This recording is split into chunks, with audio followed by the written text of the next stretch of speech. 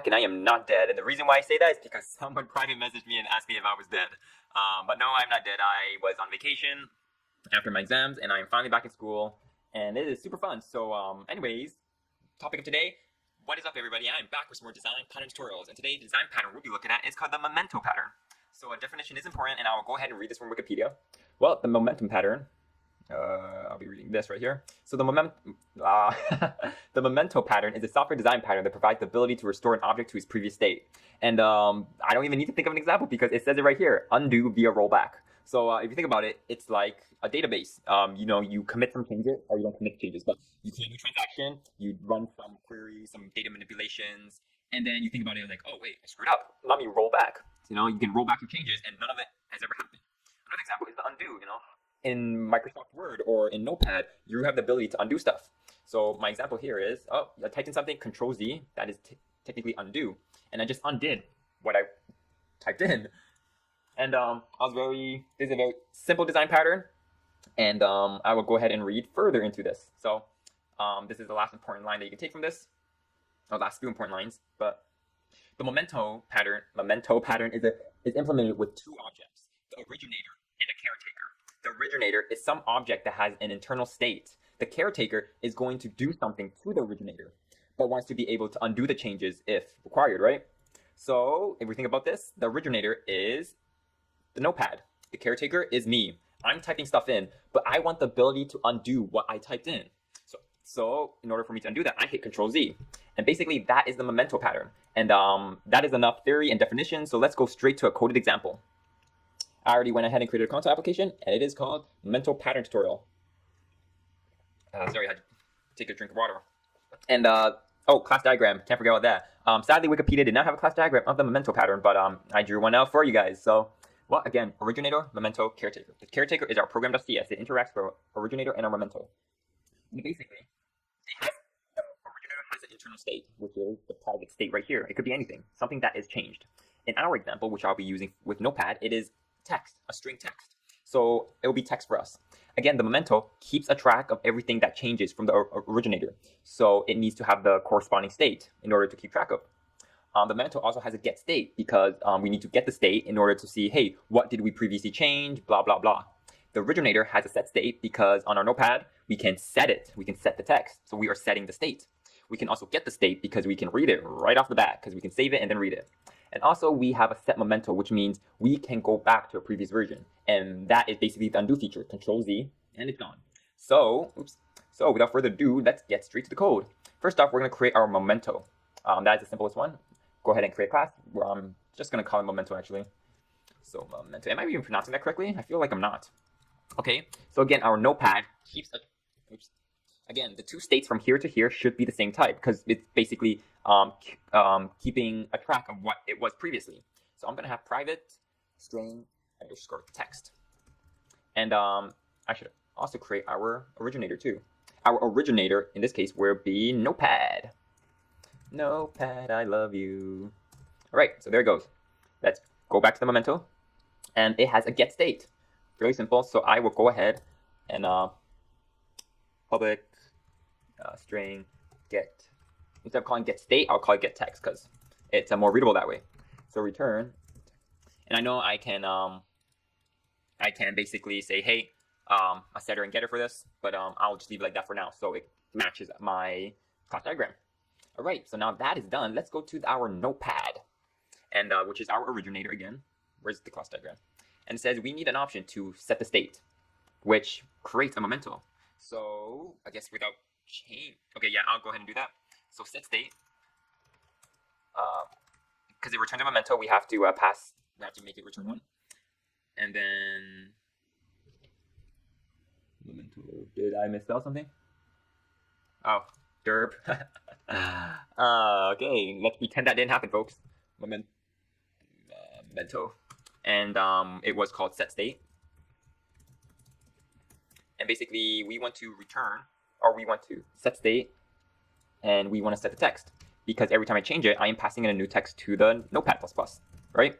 So here we will just say text equals text. So we're setting the new text. However, we need to also set in return a new Memonto. So Memonto me equals new mental. Okay, so what we want to do is now we want to pass in our current text, or not current text, our yeah, actually our current private text into Memento, so that it can set it and forget it, or remember it, whatever you want to say. So we're gonna go ahead and create a constructor. And the reason why I'm going with the constructor is so if we had set text, then we don't want to set it because we want it to be the same when it was first created. That is the reason behind this undo change, because if you can manipulate the past history of this text, then it's not a really good way for you to keep track of its previous states. So I will go ahead, but again, people have different implementation of this, slightly different, and that's okay. If you want to do that, then that's fine by me. Finally, we want to return ME. All right, so far so good. Let's go ahead and take a look at, and then we need to get state, which is very simple. String get text, and we want to return the text. All right, so far so good. And finally, we are on the last one, and it states that we need to set memento. And when we set a memento, it means we are basically undoing our change. So here, I will go ahead and call it the undo function. Undo. So that's when I hit Control Z. I'm going to be asking for a memento. Actually, I'll call it previous state. And I'm going to go ahead and set our current text, to the text, to the previous state text. Get text. All right. Okay, so now we have all the methods that we need. Let's go ahead and take a look at our caretaker. In our example, this is our caretaker. And once we start coding our caretaker, everything's going to really start flowing in and makes a lot of sense.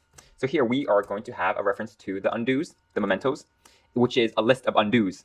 Because think about it, I can type in this, or I can type in this, and I can type in that, and I can type in that. And then we Control Z, it's all gone. Then we Control Z again, it takes me back to my original one. Control Z again, and it's blank. It's going through a list of what to do and undo. So next, we want to create a new instance of our notepad. Notepad equals new notepad. Then we need a memento. Undo. And I'll explain why we need that. So our first revision. First revision, we have it so notepad dot set state. And this is when I originally typed in something on the notepad. I opened up a brand new notepad and I'm typing in cool.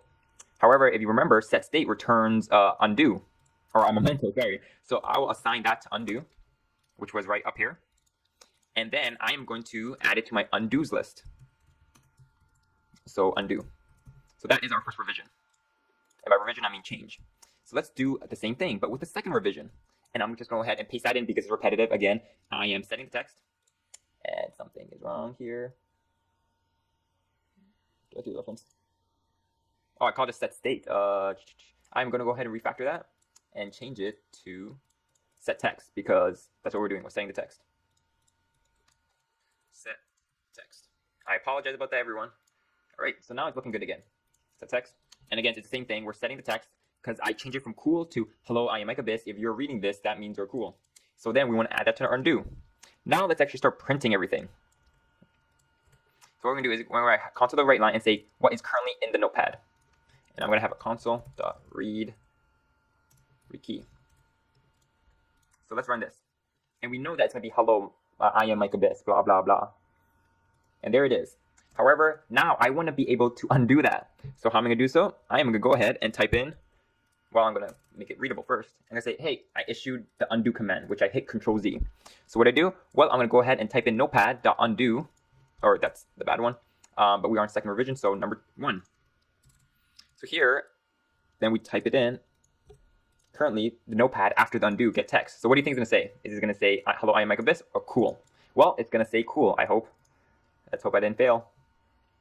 And here it is. So we say, hello, I am Mike Abyss. If you're reading this, that means you're cool. Issuing undo command. Currently, in the notepad, after undo is cool. Because if we look at this, we know that it is actually cool. We can go ahead and make this better by typing it in here. So we know that there was 2 revisions. Run this again. And here we see currently in the notepad, cool. And then I went ahead and changed it. So currently in the notepad, hello, I am Mike Abyss. If you're reading this, that means you're cool. Then I issued the undo command, which states, oh, hey, currently in the notepad after undo is cool. And if we wanted to, we can issue the undo command again. So we will, down here, I'll issue the undo command again, and I'll paste this in one more time. And let's run it. And here, right, sorry, by index, so 0, that was the first revision, or second revision, kind of goes backwards. Or sorry, that was the first revision, or, oh, everything's confused. Yeah, okay, that's good. Here was the first revision, we're reverting back to the first revision. Here we're reverting back to the initial state, because initially it was empty.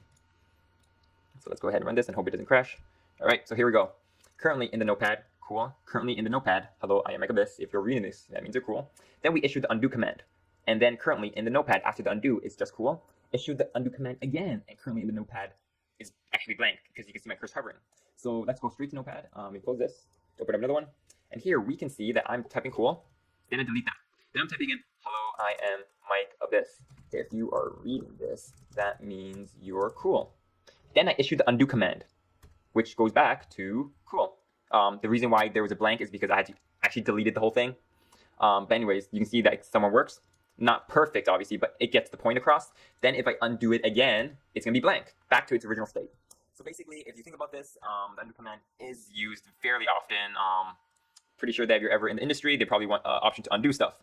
So more examples, again, I'm going off the top of my head. Databases, undoing a transaction. Or subcontrol. If you remember subcontrol, you can right click and you can go revert, or you can go set to a specific revision. And I've never coded a source control, so I don't know how it's like, but if I had to guess, maybe it uses this pattern. And if it does, that is awesome. Okay, so anyways, that is it for the design pattern, and hope you guys learned quite a bit. Probably a bit rusty from my 2-week break, almost 3 weeks. So I hope you guys enjoyed, and I'll see you guys next time. Hey everybody, what is up? And I'm back with more design pattern action. And I've been gone for quite a while.